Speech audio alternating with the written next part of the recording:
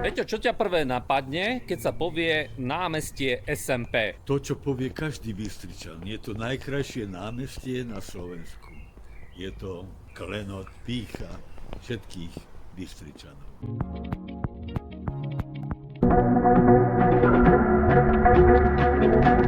A čo ťa napadne ako druhé? Že sme ho veľmi dostali do zlej situácie výstavbou Európa Shopping Centra. Z tvojho pohľadu, emeritného urbanistu, toto je zásadná poznámka. Čo to laicky znamená? Laicky to znamená, že obrovská kubatúra historických kvalitných objektov nedokáže sa naplniť službami, pretože tie sa premiestnili do Európa Shopping Centra a robia veľkú konkurenciu moderným priestorom, čistotou, teplom, čo teda to námestie nemôže poskytnúť. Ja ako laik, keď sa Shopping Európa stavala pri centre, som to strašne vítal, pretože nové kina, vyvoňané sedačky, možnosť obchodov toho komfortného parkovania a tak ďalej a tak podobne. Len ja ako laik som nemal šancu mať naštudované, že toto už 3 dekády rokov pred nami riešili v západných mestách, že vlastne to zakázali robiť takéto nákupné centrá pri historických centrách presne kvôli tomuto, čo vravíš. Že to vlastne slúžilo ako lievik na vyľudnenie tých centier, tým pádom aj problémov s tým spôsobených. Ale sama o sebe Európa akože by nemusela byť zlá, keby bola umiestnená lepšie? Niekde inde. Teda napríklad na Štúrovom námestí, kde sa posadila typizovaná stavba Kauflandu, čo nepatrí vôbec do kontaktu s historickým centrom. Mala to byť pýcha nového centra a mohlo tam byť to Európa Shopping Centrum a máme tam typizovanú stavbu, čo je hanba pre urbanistov a architektov na území mesta. Na meste Ľudovita Štúra sa ešte venovať budeme, určite nasledujte. S čím, okrem tohto, čo si spomínal, z hľadiska urbanizmu, v čom vidíš plusy a mínusy súčasného nášho klenotu námestia SMP?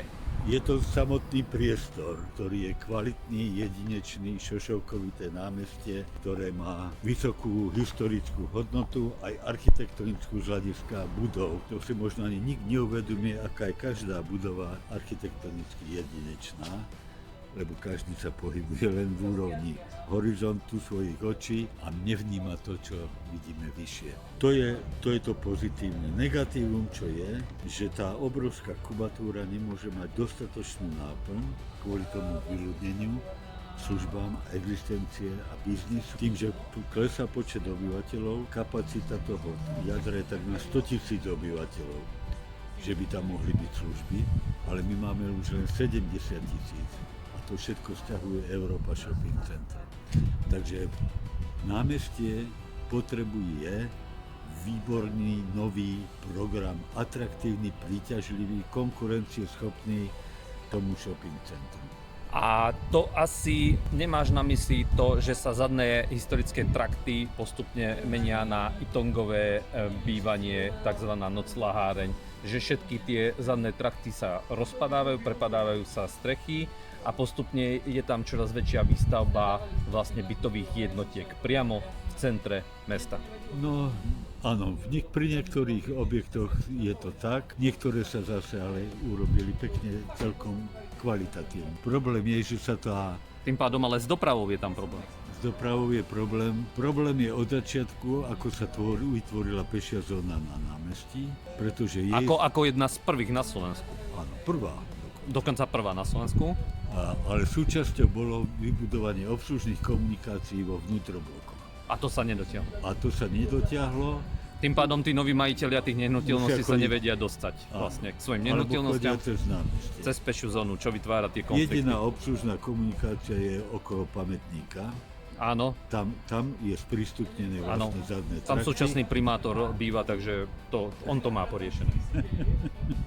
No, každý blok v centre bola vyriešená táto doprava. Bolo treba vykúpiť pozemky, ale nikto sa do toho už nepustil, lebo povolilo sa prechod cez námestie tam ubytovaným a bývajúcim, takže vznikli potom problémy. Kto za to môže a čo s tým? Čo s tým?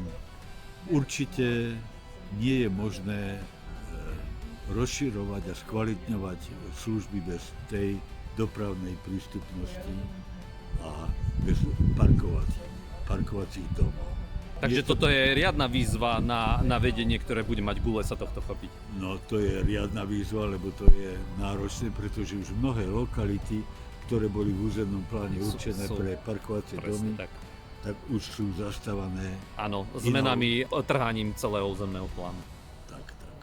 Všetky zmeny a doplnky, ktoré si presadili developeri a mesto im bez problémov schválilo, prekazili vlastne celú koncepciu pôvodného obsluhy historického jadra. Budúci diel sa pozrieme na pozitívny príklad, ako by námestie mohlo vyzerať. Sledujte môj profil.